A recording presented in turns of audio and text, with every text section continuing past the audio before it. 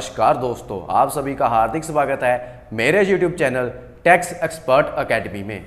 हाँ जी दोस्तों, आज मैं लेकर आया हूँ एक नया टॉपिक जो कि हमारा ट्रांसपोर्टर्स भाइयों के लिए। हाँ जी दोस्तों, ट्रांसपोर्टर्स अपना टैक्स कैसे कम कर सकते हैं और कैसे अपनी इनकम को कम कर सकते हैं। इनकम टैक्स में जो हमारा एक सेक्शन है धारा 44A यानी कि सेक्शन 44AE जो कि ट्रांसपोर्टर्स के लिए बनाई गई है। इसमें ट्रांसपोर्टर्स को कोई अपनी बुक्स ऑफ अकाउंट्स मेंटेन नहीं करनी होती, साथ ही में उसको कोई भी अपना अकाउंट सीए के द्वारा यानी कि चार्टर्ड अकाउंटेंट के द्वारा ऑडिट नहीं कराना होता। अब मैं दोस्तों आपका बिना टाइम वेस्ट करते हुए वीडियो स्टार्ट करने जा रहा हूँ। और दोस्तों आप मेरे चैनल को लाइक करें, सब्सक्राइब करें और शेयर करें ताकि जब भी कोई मेरी न्यू वीडियो आती है आपको साथ ही में पता लग जाए। दोस्तों अब आपका मैं बिना प्रेशर टाइम वेस्ट करते हुए वीडियो स्टार्ट करने जा रहा हूँ। हाँ जी दोस्तों, पहले बात कर लेते हैं एलिजिबिलिटी, हमारे कौन से ट्रांसपोर्टर भाई इसके लिए एलिजिबल है। पहले तो ऊपर बताया गया है this section provides for estimating business income of an owner of goods carriages from the plying hire और leasing of such goods carriages.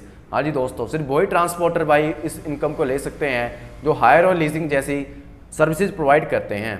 Then the scheme applies to persons owing not more than 10 goods vehicles at any time during the previous year. हाँ जी दोस्तों, यह बेहद important point है। इसे सिर्फ वही ट्रांसपोर्टर अडॉप्ट कर सकता है यानी कि चूज कर सकता है जिसके पास 10 गुड व्हीकल्स हैं, यानी कि 10 गुड व्हीकल्स के साथ ज़्यादा व्हीकल्स नहीं है। अगर आपके पास 10 से ज़्यादा ट्रक्स हैं देन आप इसको नहीं ले सकते हैं। जिन ट्रांसपोर्टर भाइयों के पास 10 ट्रक हैं वो इस सेक्शन को चूज़ कर सकते हैं और इसका बेनिफिट ले सकते हैं।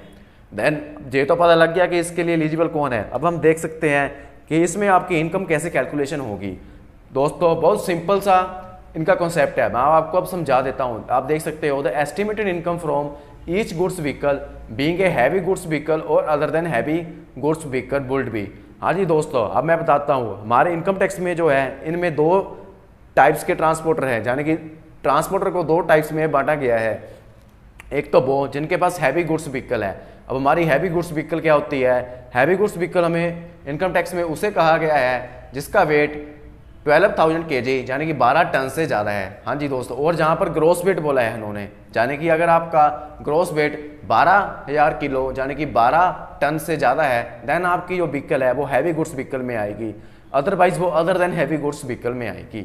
और दोस्तों याद रखना आपका ग्रोस वेट होना चाहिए, नेट वेट नहीं, ग्रोस वेट 12 टन। अब इनकम आप देख सकते हैं इनकी प्रिजम्पटिव इनकम कैसे ले जाएगी। इधर 10,000 पर ton of gross vehicle weight और unladen weight as the case may be for every month और पार्ट ऑफ द मंथ। हाँ जी, जैसा कि दोस्तों आपका अगर आपकी गाड़ी का जो ग्रोस व्हीकल वेट है वो है 20 टन तो आपकी जो एक मंथ की इनकम होगी वो होगी 20,000, यानी कि 1000 पर टन है 20 × 1000। ऐसे ही अगर आप ये सिर्फ एक मंथ की इनकम है, अगर आप इसकी इनकम एनुअली कैलकुलेट करना चाहते हो देन आपको 20,000 × 12 कर देना है और इसी के साथ आपकी तो एनुअल इनकम भी आ जाएगी। हाँ जी दोस्तों, अब आप इधर वर्डिंग दे सकते हो फॉर एवरी मंथ और ए पार्ट ऑफ ए मंथ। अगर आपने गाड़ी यानी कि आपने एक महीने में 30 दिन होते हैं, अगर आपकी गाड़ी 30 दिन में 3 दिन 4 दिन 5 दिन भी चली है तब भी आपको 1000 पर टन यानी कि 20,000 इनकम आपको माननी ही पड़ेगी। और इसका बेनिफिट क्या होता है? अगर आपकी इनकम 50,000 भी हो रही है महीने की बट लेकिन आपको इस सेक्शन के अंडर सिर्फ 20,000 दिखानी पड़ेगी, यानी कि आपको इसमें फ़ायदा ही हो रहा है, आपको यानी कि इसमें आपको बेनिफिट ही मिल रहा है। देन अब हम देख लेते हैं अदर हैवी गुड्स व्हीकल। हाँ जी दोस्तों, जो हमारे हैवी गुड्स व्हीकल से अलावा जो व्हीकल्स हैं उनकी इनकम कैसे कैलकुलेट होगी? 7500 पर every month, 7500 for every month और पार्ट ऑफ ए मंथ। हाँ जी दोस्तों, अब आपकी जो इनकम है वो 7,500 रुपया मान ली जाएगी हर मंथ की। हाँ देख सकते हो 7500 को अगर आप 12 से गुना करते हो देन आपकी 90,000 आती है यानी कि 90,000। हाँ जी दोस्तों, आपको सिर्फ साल की 90,000 इनकम माननी पड़ेगी अगर आपकी जो गुड्स व्हीकल है वो other than heavy goods vehicle है। और दोस्तों अगर आपकी व्हीकल महीने में 2 दिन भी चलती है तब भी आपको 7500 एवरी मंथ आपको इनकम मानकर चलना होगा। अब हम आके देख लेते हैं कि आपको इस सेक्शन में डिडक्शन कौन कौन सी मिलेगी। पहले तो हम नीचे पॉइंट पढ़ लेते हैं। All deductions under section 30 to 38 including depreciation and unabsorbed depreciation are deemed to have been already allowed and no further deduction is allowed under this section. हाँ जी दोस्तों, मान लिया जाएगा कि आपको तो सेक्शन 30 to 30 के डिडक्शंस मिलती है इंक्लूडिंग डेप्रिसिएशन और अनअब्सॉर्ब्ड डेप्रिसिएशन वो आपको ऑलरेडी अलाउड कर दी गई है और आपको फर्दर कोई डिडक्शन नहीं मिलेगी, साथ में कोई भी खर्चा नहीं मिलेगा, यानी कि आपको फ्लैट इनकम उतनी माननी ही पड़ेगी। अब हम ऊपर फर्स्ट पॉइंट पढ़ते हैं। In case of firm the normal deduction in respect of salary and interest to partners under section 40 subsection B bill allowed. हाँ दोस्तों, अगर आपकी एक पार्टनरशिप फर्म है देन आपको जो उसमें नॉर्मल डिडक्शन होती है पार्टनर को सैलरी और इंटरेस्ट की, वो आपको मिलेगी ही मिलेगी, यानी कि पार्टनर्स को सैलरी और इंटरेस्ट की डिडक्शन मिल सकती है, लेकिन इन अदर केसेस आपको कोई डिडक्शन नहीं है, आपको फ्लैट इनकम माननी पड़ेगी। उसके बाद नो रिक्वायरमेंट टू मेंटेन और get audited of books of accounts. हाँ जी दोस्तों, मैंने जैसे कि आपको बताया था, such assessee opting for the presumptive scheme under section 44A are not required to maintain books of account under section 44AA and also not required to get them audited under section 44AB। हाँ जी दोस्तों, जहाँ पर लिखा है सच assessee कौन है, जहाँ पर हमारे ट्रांसपोर्टर भाई। हाँ जी दोस्तों, ट्रांसपोर्टर भाई को सेक्शन 44A में यानी सेक्शन 44AA में कोई बुक्स ऑफ अकाउंट्स मेंटेन करने की रिक्वायरमेंट नहीं होती है, और उसी के साथ में उसको सेक्शन 44AB जो कि हमारा ऑडिटेड का होता है, जो कि CA यानी कि चार्टर्ड अकाउंटेंट के द्वारा कराया जाता है, उसकी भी कोई रिक्वायरमेंट नहीं होती है। तो आपको जहाँ पर डबल बेनिफिट मिल रहा है। अब उसके बाद एडवांस टैक्स। हाँ जी दोस्तों, जहाँ पर जो मोस्ट इंपॉर्टेंट पॉइंट है, ट्रांसपोर्टर भाइयों को बहुत अच्छी राहत जहाँ पर इनकम टैक्स के द्वारा दे दी गई है कि एलिजिबल असेसी यानी कि transporters who opts for section 44A is not required to pay advance tax. हाँ जी दोस्तों, अगर हमारे ट्रांसपोर्टर भाई धारा 44A को चुनते हैं देन उसको एडवांस टैक्स भी जमा कराने की कोई ज़रूरत नहीं है। उसके बाद option to claim lower profits. हाँ जी दोस्तों, अगर किसी ट्रांसपोर्टर भाई को लगता है कि मेरी इनकम तो इतनी जनरेट ही नहीं हो रही, पर मंथ 7500, यानी कि अगर 7500 इनकम है, मेरी तो सिर्फ 6000 इनकम है महीने की, अगर किसी ट्रांसपोर्टर भाई को ऐसे लगता है देन वो अपनी लोअर इनकम भी शो कर सकता है, लेकिन इसी के साथ उसको अपनी बुक्स ऑफ अकाउंट्स भी मेंटेन करनी पड़ेगी और उसको ऑडिट भी कराना पड़ेगा चार्टर्ड अकाउंटेंट के द्वारा। हाँ जी दोस्तों, आपको इस चीज़ का ध्यान रखना है। अगर आप कम इनकम क्लेम करते हैं देन आपको बुक्स ऑफ अकाउंट्स भी मेंटेन करनी होगी और चार्टर्ड अकाउंटेंट से ऑडिट भी कराना होगा। अब हम देख लेते हैं मीनिंग ऑफ सर्टेन टर्म्स।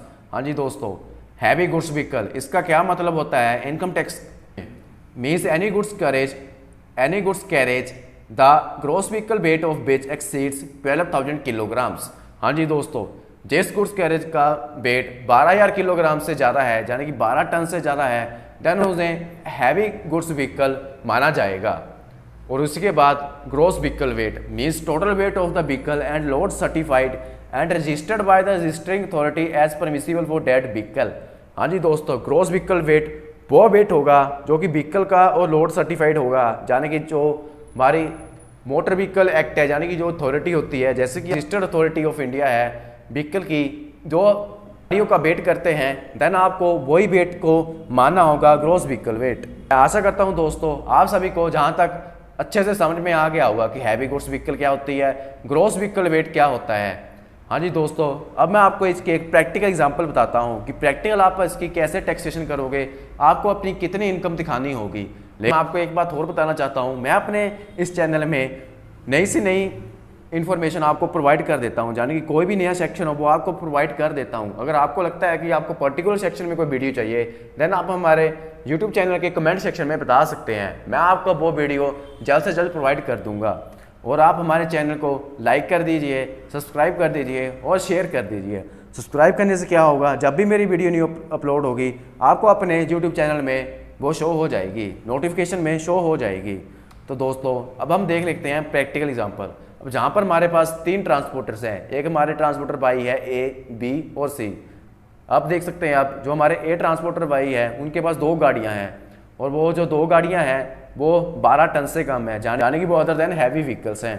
इसी के साथ जो हमारे B ट्रांसपोर्टर है उनके पास एक व्हीकल है और वो 12 टन से ज़्यादा है, यानी कि उनकी हैवी व्हीकल आ जाती है, यानी कि वो है 14 टन की, जो कि 12 टन से ज़्यादा हो जाता है।